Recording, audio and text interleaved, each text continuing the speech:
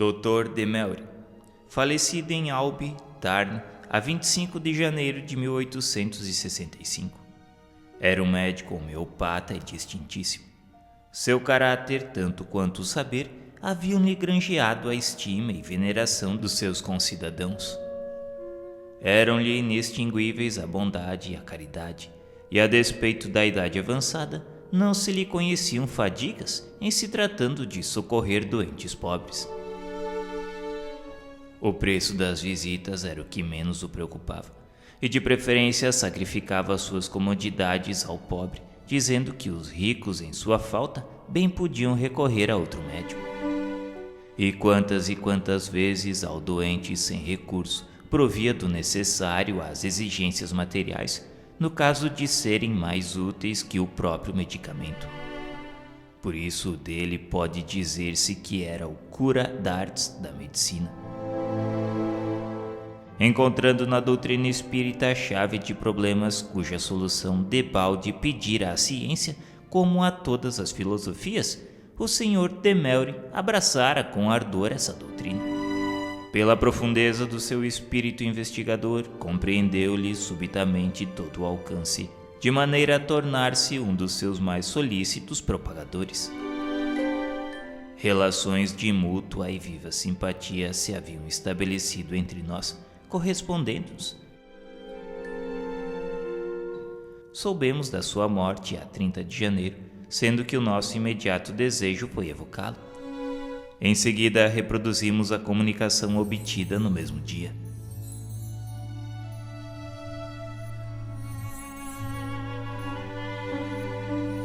Aqui estou, meus amigos. Ainda vivo assumi o compromisso de manifestar-me desde que me fosse possível, apertando a mão do meu caro mestre e amigo Allan Kardec. A morte emprestara à minha alma esse pesado sono que se chama letargia, porém o meu pensamento velava. Sacudi o torpor funesto da perturbação consequente à morte, levantei-me e de um salto fiz a viagem. Ah, como sou feliz! Não mais velho nem enfermo.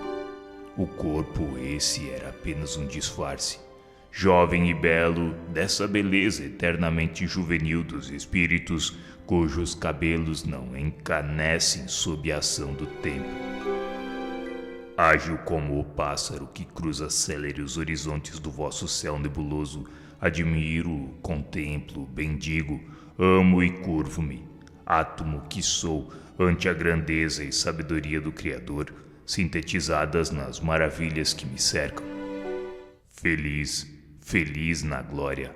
Oh, quem poderá jamais traduzir a esplêndida beleza da mansão dos eleitos, os céus, os mundos, os sóis e seu concurso na harmonia do universo? Pois bem, eu ensaiarei fazê-lo, ó meu mestre. Vou estudar e virei trazer-vos o resultado dos meus trabalhos de espírito e que de antemão, como homenagem, eu vos dedico. Até breve. As duas comunicações seguintes, dadas à data de 1º e 2º de fevereiro, dizem respeito à enfermidade de que fomos acometidos na ocasião. Posto que de caráter pessoal reproduzimos-la como provas de que o Sr. Demelry se mostrava tão bom como espírito quanto o fora como homem.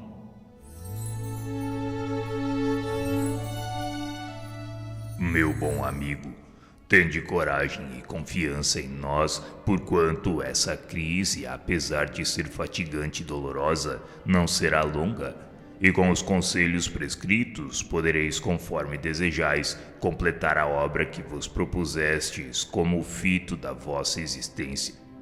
Sou eu quem está aqui perto de vós e com o espírito de verdade que me permite falar em seu nome, por ser eu dos vossos amigos o mais recentemente desencarnado.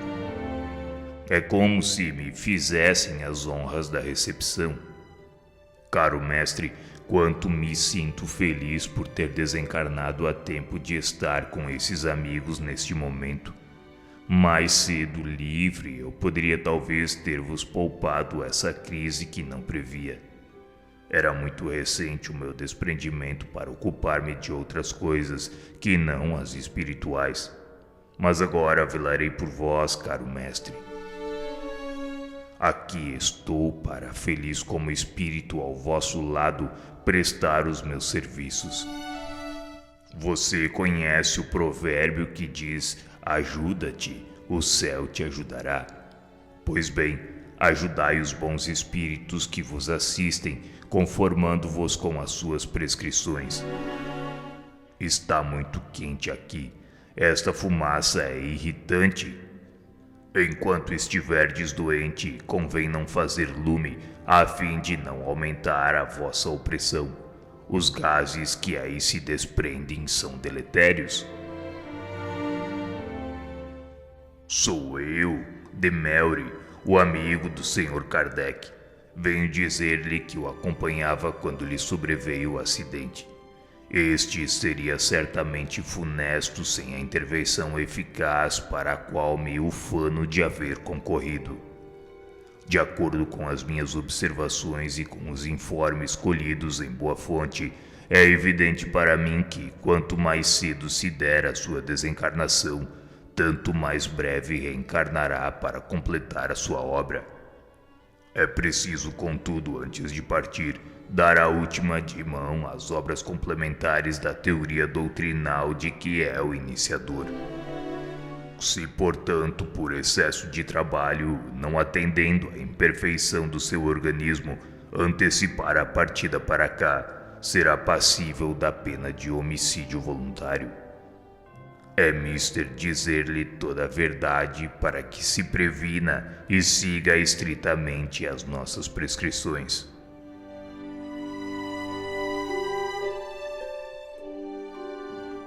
A seguinte comunicação foi obtida em Montalban aos 26 de janeiro, dia seguinte ao da sua desencarnação, num centro de amigos espíritas que havia nessa cidade.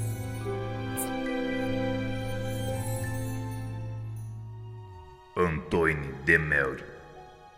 Não morri para vós, meus amigos, porém para aqueles que não conhecem a santa doutrina que reúne os que se amaram e tiveram na terra os mesmos pensamentos, os mesmos sentimentos de amor e caridade. Sou feliz e mais feliz do que esperava, gozando de uma lucidez rara entre os espíritos relativamente ao tempo da minha desencarnação. Por isso digo-vos, revesti-vos de coragem, bons amigos, que eu estarei muitas vezes junto de vós, instruindo-vos em muitas coisas que ignoramos quando presos à matéria, espesso véu que é de tantas magnificências, de tantos gozos. Orai pelos que estão privados dessa felicidade, pois eles não sabem o mal que fazem a si mesmos. Hoje não me prolongarei, dizendo-vos somente que não me sinto de todo estranho neste mundo dos invisíveis, parecendo-me até que sempre o habitei. Aqui sou feliz em vendo os meus amigos, comunicando-me com eles sempre que o desejo. Não choreis, meus amigos, porque me faríeis lamentar o haver-vos conhecido. Deixai correr o tempo e Deus vos encaminhará para esta mansão, onde nos devemos todos reunir finalmente. Boa noite, meus amigos. Que Deus vos conforte, ficando eu ao vosso lado.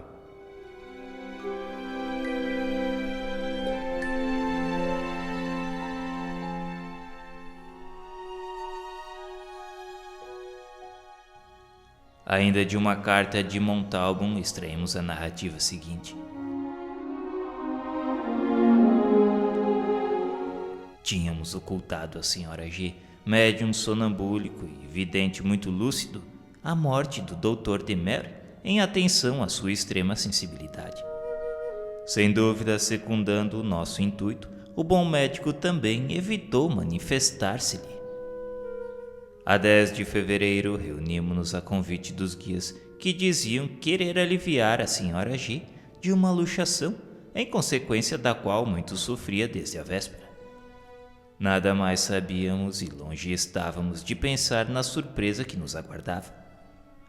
Logo que essa senhora se mediunizou, começou a soltar gritos lancinantes, mostrando o pé. Eis o que se passava. A senhora G via um espírito curvado a seus pés com a fisionomia oculta a fazer-lhe fricções e massagens, exercendo de vez em quando uma atração longitudinal sobre a parte luxada, exatamente como faria qualquer médico. A operação era tão dolorosa que a paciente vociferava, empregando movimentos desordenados. No entanto, a crise não foi longa e ao fim de uns 10 minutos desapareciam a inflamação e os traços da luxação, retomando o pé à sua aparência normal. A senhora G estava curada. O espírito continuava incógnito para a médium, persistindo em não lhe revelar as feições, quando, por mostrar desejos de retirar-se, a doente, que momentos antes não daria um passo, se atira de um salto ao centro do quarto para apertar a mão do seu médico espiritual. Ainda desta feita, o espírito voltou o rosto, deixando a mão do médium. Nesse momento, a senhora G dá um grito e cai desfalecida no soalho, vindo de reconhecer o doutor Demelry no espírito que a operava. Durante a síncope, ela recebia cuidados de muitos espíritos afeiçoados. Por fim, reapareceu a lucidez sonambúlica e ela conversou com muitos desses espíritos, trocando-se felicitações, sobretudo com o doutor Demelry, que lhe correspondia aos testemunhos de afeição, penetrando-a de fluidos reparadores. Não é uma tal cena surpreendentemente dramática, considerando-se as personagens como que representando papéis da vida humana? Não será uma prova, entre mil outras, de que os espíritos são seres efetivamente reais, agindo como se estivessem na Terra? Somos felizes por ver no amigo espírito o mesmo coração bondoso do médico solícito e abnegado que foi nesse mundo. Ele fora durante a vida o médico do médium, e conhecendo a sua extrema sensibilidade, poupou-o tanto quanto se fora seu próprio filho. Esta prova de identidade conferida aos que o espírito prezava é admirável e de molde a fazer encarar a vida futura por um prisma mais consolador.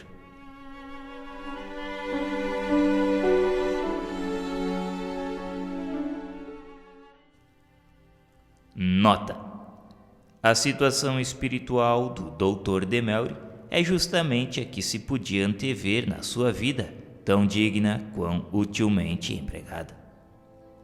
Mas dessas comunicações resulta ainda um outro fato não menos instrutivo, o da atividade que ele emprega quase imediatamente após a morte, no sentido de tornar-se prestimoso. Por sua alta inteligência e qualidades morais, ele pertence à categoria dos espíritos muito adiantados. A sua felicidade não é, porém, a da inação. Ainda há poucos dias tratava doentes como médico e mal apenas se desprende da matéria, ei-lo a tratá-los como espírito. Dirão certas pessoas que nada se adianta então com a permanência no outro mundo, uma vez que se não goza ali de repouso. Mas é o caso de lhe perguntarmos se é nada o não termos mais cuidados, necessidades, moléstias, podermos, livre e sem fadigas, percorrer o espaço com a rapidez do pensamento, ver os que nos são sempre caros e a toda hora, por mais distantes que se nos achem. E acrescentaremos: quando no outro mundo nada vos forçará à vontade. Poderíeis ficar em beatífica ociosidade e pelo tempo que vos aprovesse, mas ficais certos de que esse repouso egoísta depressa vos enfadaria, e seríeis os primeiros a solicitar qualquer ocupação. Então se vos diria que se a ociosidade vos enfada, deveis vós mesmos procurar algo fazer, visto não escassearem ocasiões de ser útil, quer no mundo dos espíritos, quer no mundo dos homens. E assim é que a atividade espiritual deixa de ser uma obrigação para tornar-se uma necessidade, um prazer relativo às tendências e aptidões escolhidos de preferência os mistérios mais propícios ao adiantamento de cada um.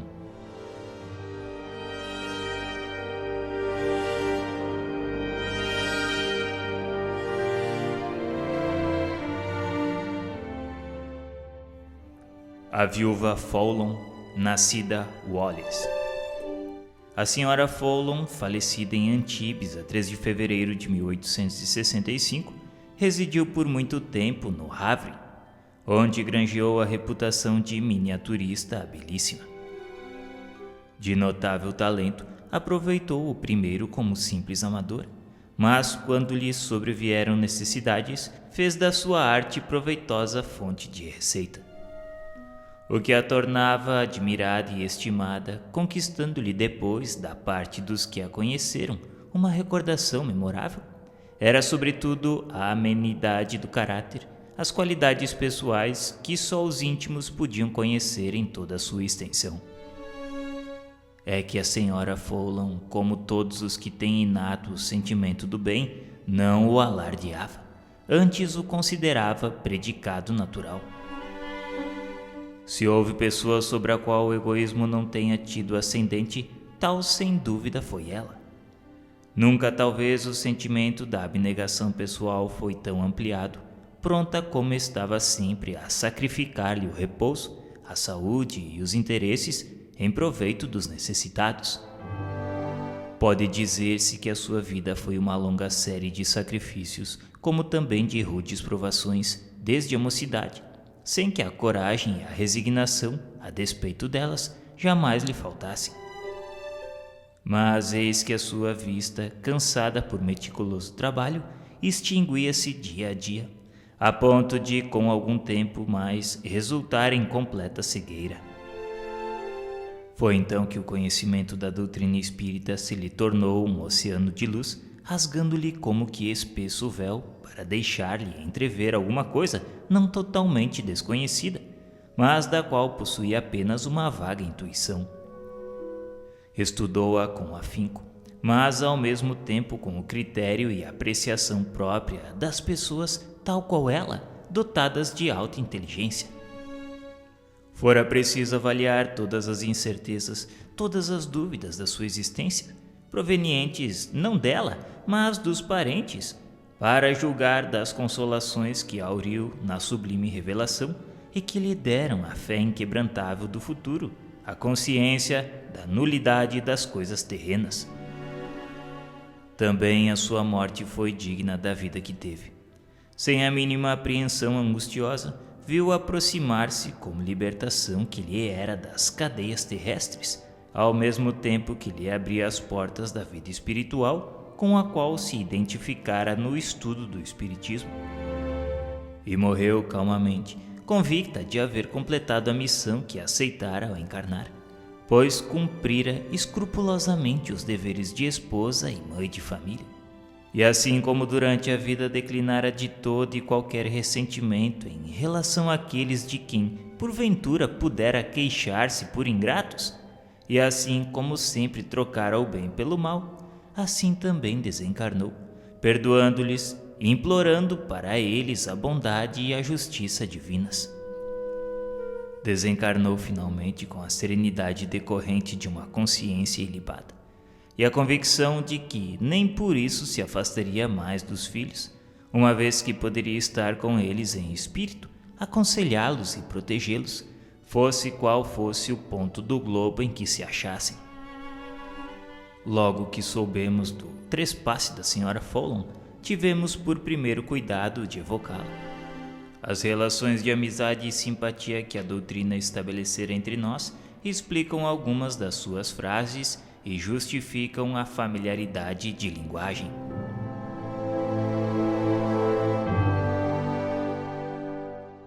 Em Paris, em 6 de fevereiro de 1865, 3 dias após a sua morte, a senhora Fowlon deu-nos a seguinte comunicação.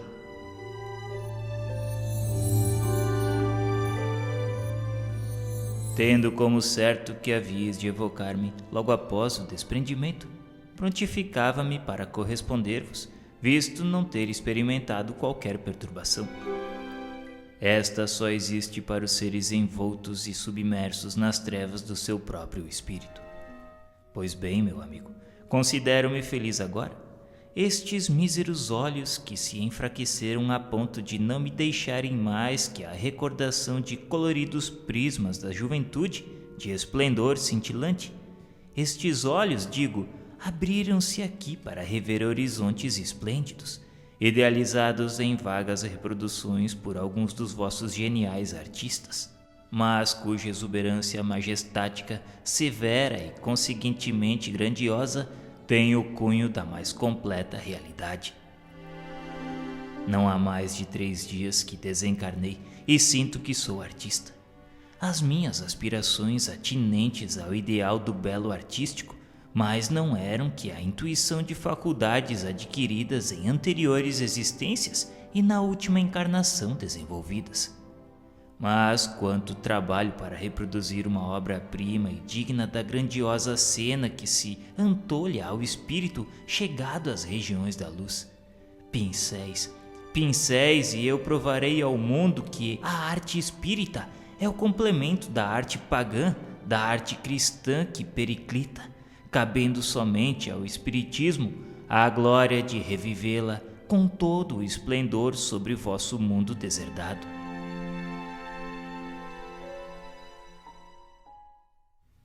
Nesse instante, a viúva Fallon se dirige à senhora Allan Kardec, dizendo: Isto é o bastante para a artista e agora a amiga.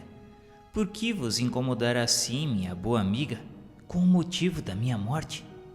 Vós, principalmente, vós que conheceis as decepções e amarguras da minha existência, devereis antes regozijar-vos em sabendo que não mais bebo na taça amarga das dores terrenas, taça esgotada até os últimos. Crede-me, os mortos são mais felizes que os vivos e pranteá-los é duvidar das verdades espíritas. Tornareis a ver-me, ficai certa. Se parti primeiro, é porque finda estava a tarefa, que aliás cada qual tem na terra. Assim, quando a vossa for completada, vireis repousar um pouco junto de mim, para recomeçar mais tarde, atento ao princípio de que nada é inativo em a natureza. Todos temos más tendências, às quais obedecemos, o que é uma lei suprema e comprobatória da faculdade do livre-arbítrio. Portanto, tende indulgência e caridade, minha amiga, sentimentos esses de que mutuamente carecemos, quer no mundo visível, quer no invisível. Com tal divisa, tudo vai bem. Não me direis para cessar de falar. Sabei, contudo, que para a primeira vez, bem longa já vais a conversação, motivo pelo qual vos deixo para dar a vez ao meu excelente amigo, Sr. Kardec. Quero agradecer-lhe as palavras afetuosas que houve por bem dirigir à amiga que no túmulo o precedeu, visto como escapamos de partir juntos para o mundo em que me encontro. A senhora Fallon, nessas palavras, fez alusão à enfermidade de que falara o Sr. de Melry. E continuou dizendo que diria então a companheira amantíssima da nossa existência se os bons espíritos não tivessem intervido? Teria chorado e gemido, o que até certo ponto compreendo. É preciso, porém, que vale para que não mais vos exponhais a novo perigo, antes de ter concluído o trabalho da iniciação espírita, chegando antecipadamente entre nós e qual Moisés, não vendo senão de longe a terra da promissão. É uma amiga que vô-lo diz: acautelai-vos. Agora parto para junto dos meus queridos filhos, depois do que irei ver além mar se a minha ovelha viajora aportou à terra ou permanece à mercê das tempestades. A viúva Fallon referira-se a uma das filhas que residia na América. E continuou: Oxalá a protejam os bons espíritos, aos quais para o mesmo fim vou reunir-me. Voltarei a conversar convosco, pois não vos esqueçais de que sou uma conversadora infatigável. Até breve, bons e caros amigos, até logo.